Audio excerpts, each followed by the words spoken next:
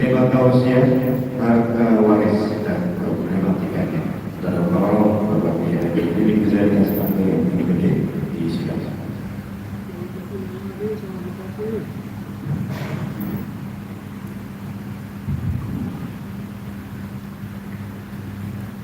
Assalamualaikum warahmatullahi wabarakatuh.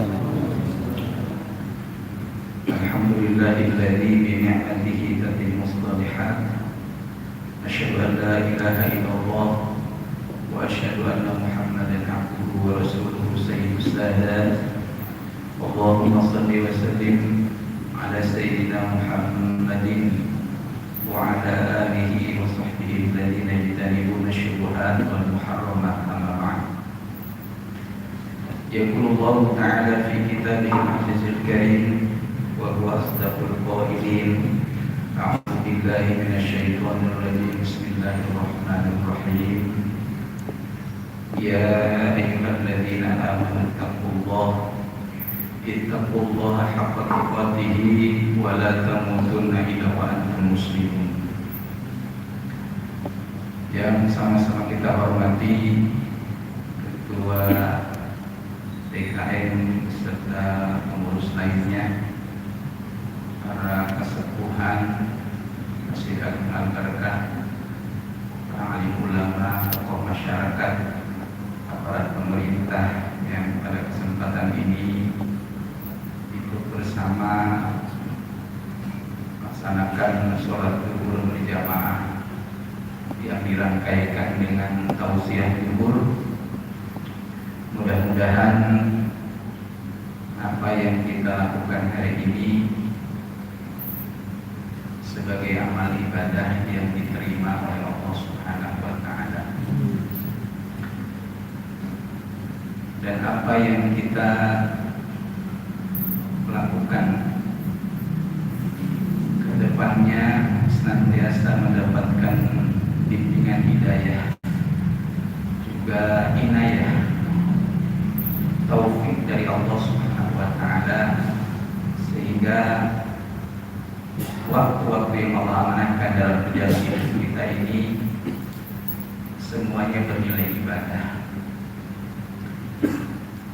Tidak ada lagi penyesalan di saat nanti Allah sudah menutup pintu amal kepada kita. Saudaraku yang dirahmati Allah Subhanahu wa Ta'ala, mungkin sedikit mengganggu amaliyah salat sunnah rawatib saudara sekalian.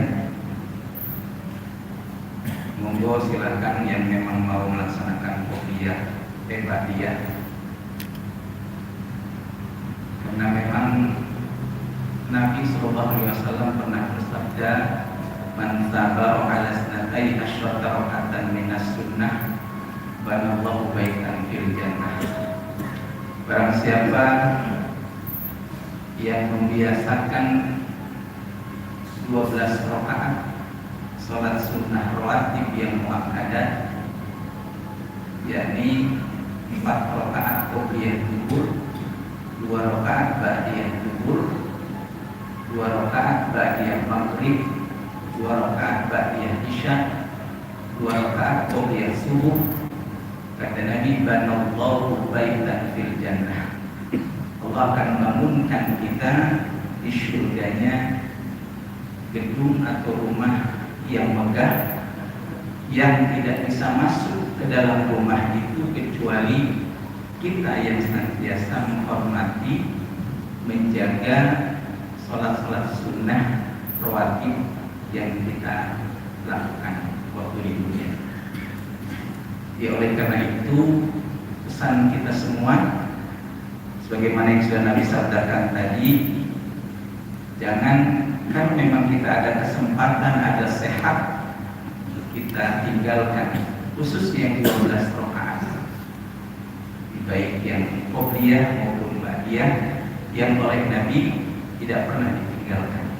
Nah, salah satunya adalah ba'diyah zuhur nanti 2 rakaat. Kalau memang saudara-saudara sekalian akan melaksanakan nanti setelah kita bersama mendengarkan tausiah itu. Jamaah sekalian rahimakumullah, hari ini kita berada di tempat yang baik, bersama orang-orang yang baik, dan dalam waktu yang baik. Insya Allah tempat kembalinya kita nanti pun akan berada pada tempat yang terbaik. Apa itu? Yakni surganya Allah Subhanahu wa Ta'ala, yang arduhas samawati wal ardh, yang luasnya surga adalah seluas langit dan bumi, yang uiddat lil muttaqin, hanya diperuntukkan bagi orang-orang yang bertakwa. Artinya orang-orang yang bertakwa ini adalah orang-orang yang paripurna menurut Allah dan Rasulnya, orang yang sempurna. Allah Subhanahu wa Ta'ala menganugerahkan kita begitu banyak nikmat. Salah satunya adalah nikmat sehat dan waktu luang. Kita maksimalkan khususnya dua nikmat ini, karena betapa banyak saudara-saudara kita yang dia baru menyadari dirinya belum beribadah kepada Allah di saat badannya sudah tidak bisa bergerak. Ketika terdengar sayup-sayup dari kejauhan pemandangan azan yang masuk lewat ruang-ruang rumah sakit, saat itu ia sedang berbaring di atas simpan rumah sakit. Yang dia bisa lakukan hanya mencucurkan air mata. Lalu di saat sehat, tentunya apa yang dia lakukan? Penyesalan yang terjadi tiada guna. Oleh karena itu, sekali lagi, jangan sampai apa yang Nabi sabdakan, nikmatani maghbunun fihi makathirun minan nas, ada dua nikmat yang kebanyakan manusia terpedaya dengan dua nikmat ini, tertipu, terlena. Pertama adalah as-sihah wal faragh, nikmat sehat dan nikmat waktu luang. Pagi kita punya kesempatan untuk melaksanakan sholat duha, kita lakukan walaupun 2 rakaat. Malam kita punya kesempatan untuk melaksanakan sholat witir, lakukan. Di hari-hari yang berjalan kita punya waktu untuk melaksanakan puasa-puasa sunnah, kita lakukan. Karena pada saat nanti bisa jadi, kalaupun kita ingin untuk melakukannya, tapi Allah tidak berikan perkenan kepada kita, karena bisa jadi sehat itu Allah ambil, lalu kita dikaruniakan oleh Allah sakit yang mungkin tidak sembuh. Oleh karena itu, saudara yang dirahmati Allah, wasiat di antara kita salah satunya, yuk kita maksimalkan waktu sehat ini untuk mengabdi beribadah kepada Allah. Yuk kita maksimalkan kesempatan waktu luang ini untuk mengabdi beribadah kepada Allah Subhanahu wa Ta'ala. Saudaraku yang dirahmati Allah, tema yang saya sampaikan pada siang hari ini adalah terkait waris dan problematikanya. Nabi dalam sabdanya menyampaikan kepada kita bahwa ilmu yang paling pertama kali diangkat oleh Allah ke langit adalah ilmu faraid, ilmu perwarisan, ilmu tentang menghitung, membagi harta tirkah atau peninggalan orang yang meninggal. Kenapa? Mungkin bahasa orang tuanya, lu anak gua, dia juga anak gua, ya kan? Masa sih dibedain? Kenapa? Karena di dalam Quran dari 6.666 ayat ada 2 ayat, di antaranya 11 dan 12 itu mengandung bagaimana dan bagian-bagian ahli waris yang berhak mendapatkan bagian dari waris, harta waris yang ditinggalkan oleh orang tuanya atau orang yang meninggal. Saudaraku yang dirahmati Allah Subhanahu wa Ta'ala, betul bahwa Rasulullah SAW dan nabi-nabi yang lain dalam hadis banyak kita temukan beliau, harta yang ditinggalkan oleh beliau kalaupun ada tidak diperkenankan untuk dibagikan kepada ahli warisnya. Itu khusus Rasulullah dan nabi-nabi yang lainnya. Kalau ada peninggalan dari nabi dan rasul, yang boleh dilakukan adalah dibagikan untuk sedekah, untuk perkembangan kemajuan Islam. Tidak boleh diwariskan kepada keluarganya. Tapi Rasulullah bilang, bagi umatku, kalau memang ada seorang yang meninggal dan dia meninggalkan harta ataupun tirkah, silahkan dibagikan kepada yang memang berhak untuk menerimanya. Jadi Rasulullah amat sangat tahu tentang kekuatan iman hamba-hamba umat-umatnya yang kemudian. Untuk Rasulullah dan nabi-nabi terdahulu, ketika meninggalkan katakan harta warisan peninggalan, tidak boleh dibagikan ke warisnya, ahli warisnya.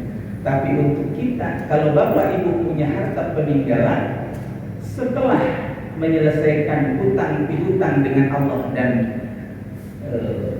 teman atau tetangganya, baik hakullah maupun hakul adami, setelah menyelesaikan penguburan, pengkafanan dan selanjutnya, barulah kemudian harta yang ditinggalkan oleh yang meninggal ini perlu dibagikan. Karena banyak di masyarakat ketika seorang suami meninggalkan seorang istri, kemudian ada anak yatim yang ditinggalkan oleh seorang suami atau ayahandanya yang meninggal. Harta itu tidak mau dibagi, padahal ada hak anak yatim, ada hak seorang istri atau mungkin 2-3 orang istri mendapatkan warisan, berhak mendapatkan harta peninggalan dari suami atau ayahanda tercinta yang meninggal. Dengan alasan memang kamu nyuruh saya biar cepat mati, kata ibunya. Padahal sebetulnya Islam sudah mengajarkan bagi seorang istri ketika ditinggalkan oleh suaminya ada anak, bagiannya adalah sumun 1/8. Ini Quran yang mengajarkan. Kemudian 2-3 anak, baik satu orang laki-laki maupun 2 anak perempuan, itu termasuk bagian asobah, sisa dari istri. Artinya seorang istri sudah mendapatkan bagiannya 1/8 terhadap anak. Mungkin istri itu mau nikah lagi tanpa mengganggu harta yang diperuntukkan untuk anak-anak yatim. Ini jadi sebab kenyataan yang terjadi, istrinya nikah lagi, kemudian mohon maaf, dalam pernikahan itu dihabiskan oleh suami yang barunya, akhirnya anak yatim tidak kebagian. Ketika dia sudah besar, tidak mendapatkan haknya. Padahal wala ta'kulu amwalal yatama dzulma. Jangan kita berani-berani memakan harta anak yatim dalam keadaan zalim, karena fi butunihim nar. Kalau orang yang berani makan harta anak yatim, dalam perutnya itu terdapat api nerakanya Allah Subhanahu wa taala. Bahkan Rasulullah SAW sampai menyebut kata yatim ini dalam surah Al-Quran itu sampai 22 surah. Masya Allah. Saking bahwa betapa jangan sampai terjadi di antara kita menzalimi harta anak yatim. Sampai dalam hadis Nabi, tidak boleh kita menukarkan kambing kita yang kurus dengan kambing anak yatim yang gemuk. Artinya memang ini wanti-wanti Allah dan Rasulnya, jangan sampai harta anak yatim itu termakan, terpakai oleh mungkin ibu kandungnya yang jadi janda. Nah, ini karena itu saudara yang dirahmati Allah, perlu kita mengkaji bahwa di dalam 6.666 ayat ada khusus ayat yang menceritakan tentang dawil furud, dawil arham, asbabah yang ada hubungannya dengan harta peninggalan si mayit. Saudara yang dirahmati Allah, ada ungkapan terkait harta yang digunakan, harta yang disimpan akan jadi rebutan, harta yang disodakohkan akan jadi penolong, harta yang dimakan akan jadi kotoran. Bahkan Rasulullah memberikan himbauan kepada kita, habiskan harta orang tua itu untuk apa? Untuk mengajarkan ilmu anak-anaknya. Kenapa? Karena bisa jadi harta yang ditinggalkan itulah yang menjadi bahan pertengkaran, pertikaian antara kakak dengan adiknya. Ini yang terjadi sampai memutuskan tali silaturahim akibat yang tua lebih serakah, yang muda kalah. Ini realitas. Jadi makanya kalau kita tidak mengamalkan ayat waris, berarti seolah Quran katakan ayat 11 dan ayat 12-nya tidak ada. Kenapa? Karena Quran itu adalah pedoman, hudan lil muttaqin, petunjuk bagi orang-orang yang bertakwa. Kalau orang Islamnya saja sudah tidak mau menggunakan hukum faraid, hukum waris, alasannya apa? Kesana anak, kemari anak, ya kan? Siapa yang akan menggunakan hukum Quran ini? Oleh karena itu, saudaraku yang dirahmati Allah, kita perlu mengkaji supaya jelas. Ada berapa yang bagian yang di dalam Al-Quran disampaikan yang berhubungan dengan harta yang ditinggalkan oleh si mayat. Pertama ada sumun 1/8, kemudian sudus 1/6, ada lagi sulus 1/3, ada rubu 1/4, ada sulusani 2/3, ada nisab, ada setengah, ada asobah.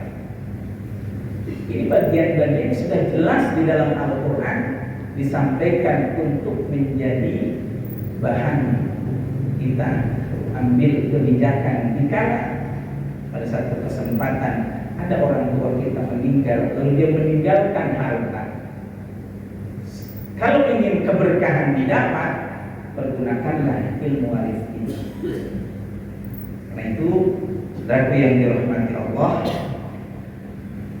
saya ingin menyampaikan satu hadis Nabi SAW yang ada dalam kitab Mukhtar Hadisin Nabawiyah.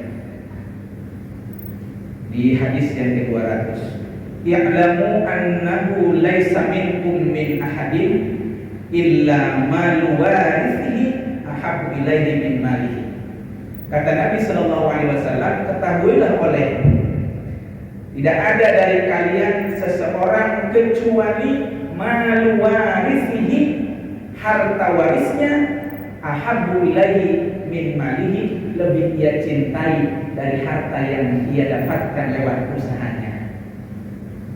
Saya ulang kembali, tidak ada dari kalian, kata Rasulullah SAW, kecuali seseorang yang dia malu warisi terhadap harta warisnya yang ditinggalkan oleh orang tuanya atau oleh istrinya. Kalau istrinya meninggal, lebih ia cintai daripada harta yang ia dapatkan lewat usahanya.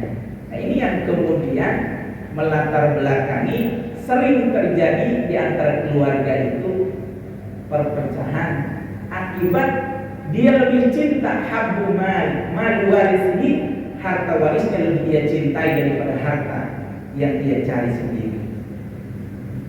Nah, ini Rasulullah wanti-wanti kepada kita.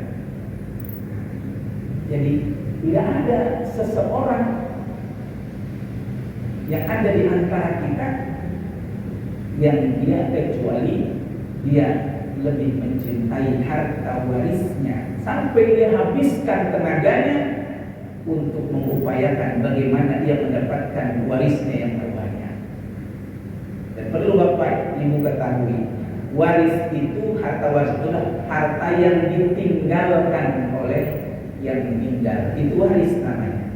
Walaupun katakan hanya rumah luasnya 4 kali 5 misalkan, tapi itu hasil peninggalan, itu yang harus dibagi untuk masing-masing mendapatkan bagian, baik dari bisa 1/8, bisa 1/6, bisa setengah dan seterusnya. Itu namanya tirkah, harta peninggalan. Pertanyaannya bagaimana kalau misalkan orang tua kita masih hidup? Karena tadi kata Nabi, yang baik itu orang tua habiskan hartanya untuk pendidikan anak keturunannya. Karena harta yang ditinggalkan malah bisa menjadi bahan pertikaian. Dia kasih ilmu sebagaimana Nabi lakukan. Nah, ini makanya yang bagus yang Nabi lakukan seperti itu. Tapi di dalam Al-Quran juga Allah berfirman bahwa kita sejatinya kalau memang kita ingin keturunan kita lebih baik ke depan, itu dia orang tua dia meninggalkan, tidak meninggalkan keturunan yang lemah fisik, lemah ilmu, lemah harta. Mungkin kalau kita mah ya harta waris ada, ilmu juga alhamdulillah, itu yang tentunya harapan kita. Tapi kalaupun mau mengikuti Rasulullah, karena Rasulullah ketika meninggal hanya meninggalkan baju besi, itu pun yang sudah tergadai. Saking betapa memang Rasulullah memberikan arahan, termasuk nabi-nabi sebelumnya, bahwa harta yang tidak boleh, harta yang ditinggal oleh Nabi dan Rasul, baik Nabi Muhammad dan yang lainnya, dibagikan sebagai waris. Kalau ada, dibagikan untuk saudara, untuk keluarga. Bapak Ibu rahimakumullah, apa yang perlu kita lakukan? Yang baik tentunya sebelum orang tua meninggal dibagi itu. Berarti namanya bukan waris, namanya hibah. Hibah. Perlu mungkin Bapak Ibu ketahui, kalau harta yang ditinggalkan, katakanlah tanah oleh orang tua kita, namanya sudah sertifikat hak milik atas nama orang tua kita. Itu kalau mau dibalik nama, Masya Allah mahalnya minta ampun. Tapi kalau sudah ada akte hibah, itu sedikit lebih murah, gitu. Jadi ini yang memang harus diketahui orang-orang tua kita. Yang lebih bagus, dia sudah bukukan sebagai sertifikat hak milik atas nama anak pertama, anak kedua, supaya nanti tidak terjadi ketika meninggal pertikaian. Sudah dibagi secara adil, karena kalau hibah tidak ada aturan sebagaimana waris tadi, 1/8, 1/6 tidak ada. Kalau hibah semau yang punya, ini enaknya kalau hibah. Bisa jadi orang tua itu dia lebih sayang kepada anak bontoknya, dikasih lebih banyak, gak masalah, karena itu hibah di saat beliau masih hidup. Cuman hati-hati juga kalau nanti orang tua sudah tidak ada, akhirnya kakak yang paling tua galakin kan, nah, banyak juga terjadi. Jadi yang bagus itu bukukan saja sebelum meninggal. Jadi bagiannya sudah jelas. Nanti kalau misalkan ada rumah yang ditinggalkan oleh orang tua, satu bidang tanah di atasnya ada rumah, hanya misalkan 10 kali 5 meter, itulah yang nanti dibagikan sebagai waris. Jadi jangan, kemarin saya ada kasus, ada orang datang anaknya ini adalah hasil dari pernikahan ayahanda yang meninggal ini, istri yang pertama. Jadi bapaknya qadarullah sudah menikah 4 kali ke seorang istri. Nah, yang terakhir yang ketika ditinggalkan oleh bapaknya ini, dia bawa punya anak 1 perempuan. Sehingga ketika dihitung-hitung hartanya, Pak, mohon maaf, hartanya lebih dari tanah kosongnya lebih dari 1 hektar. Kemudian tanah yang 2 bidang yang di atasnya ada bangunan rumah. Nah, ini juga peninggalan orang tuanya, termasuk kendaraan. Masya Allah banyak. Nah, tapi alhamdulillah karena kesepakatan keluarga ingin diselesaikan dengan aturan ilmu faraid, surah An-Nisa ayat yang ke-11 dan 12, alhamdulillah selesai. Nah, ini saya kira ada dalam kehidupan kita sehari-hari. Nah, kemudian sedikit lagi, maluka ma qaddamta wa malu warisika ma akharta. Harta yang kamu hasil usaha itu sejatinya kamu harus kedepankan, yang kamu utamakan. Kemudian wa malu warisika ma akharta. Harta yang kamu dapatkan dari waris, udah itu mah nggak usah dipikirin bahasanya. Karena ini sumber terjadinya perpecahan di antara kita. Yang baik memang hitung sesuai dengan bagian tadi. Setelah dihitung, misalkan bapak sudah lebih kaya dari adik-adiknya, setelah dibagi secara hukum Quran, baru kemudian bapak dengan keikhlasan, ini bagian kakak buat si adik yang buat nggak masalah. Tapi hukum waris itu dipergunakan. Nah, ini untuk melahirkan keberkahan dalam hidup kita. Harta yang ditinggalkan oleh orang tua kita, baik ibu maupun ayah, kita pergunakan menghitungnya secara hitungan Quran, yakni ilmu faraid yang kata Nabi bilang tadi, bahwa ilmu yang pertama kali diangkat ke langit oleh Allah adalah ilmu perwarisan atau ilmu faraid. Artinya walaupun ngerti hukum faraid tapi tidak dipakai ilmu itu. Padahal apa yang Allah sampaikan, kalau kita melakukannya akan turun keberkahan. Demikian apa yang bisa saya sampaikan, kurang lebihnya mohon maaf. Wallahul muwaffiq ila aqwamit thoriq. Wassalamualaikum warahmatullahi wabarakatuh.